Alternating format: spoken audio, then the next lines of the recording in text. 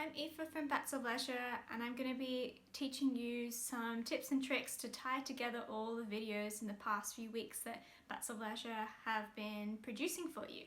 So we're going to be going over casting off, splitting threads, threading a needle, and also using your laptop as kind of like a light box for making your designs.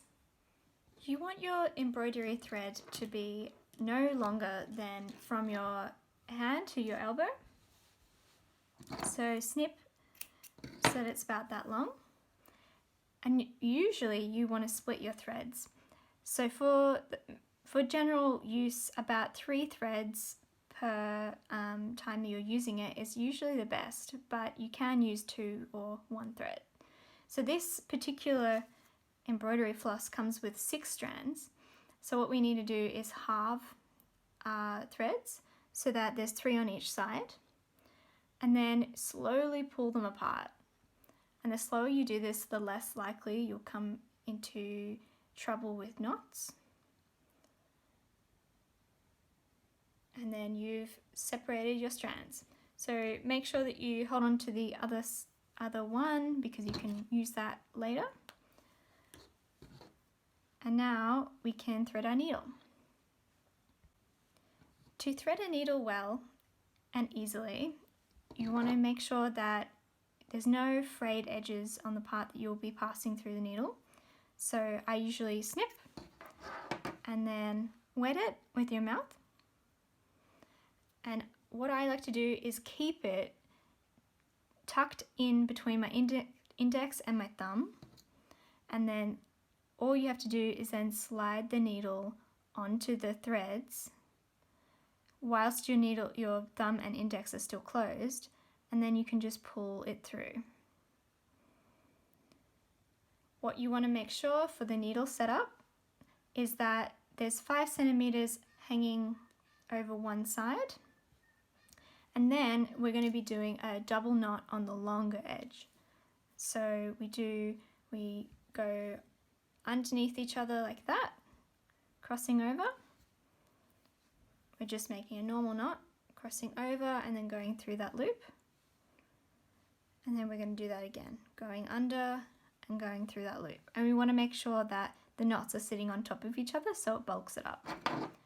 And then your needle is ready to start embroidering.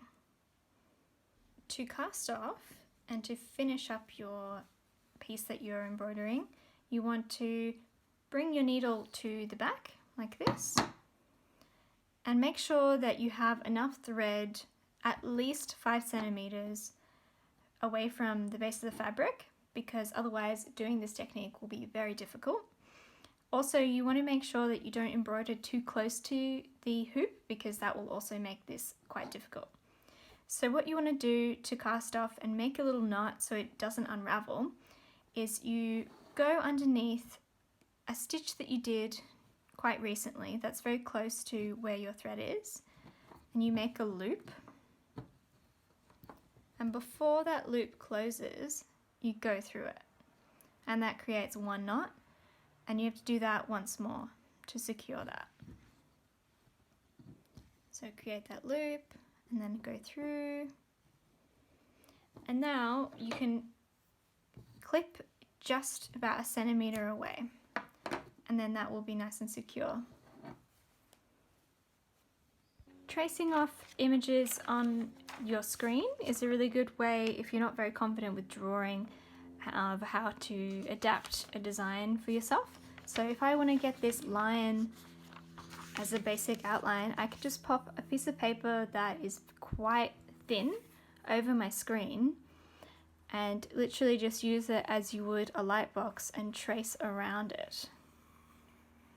I probably would be a little bit more careful when I'm doing it for my good thing, but just as a demonstration, I'll do this very quickly, and you can see that it's a quite good substitute if you don't have a light box. So this is my drawing that I've traced a basic outline from using my screen. Hopefully those tips were helpful. Thanks so much for being part of this series. This is the final video, and I hope to see you at one of our workshops in the future.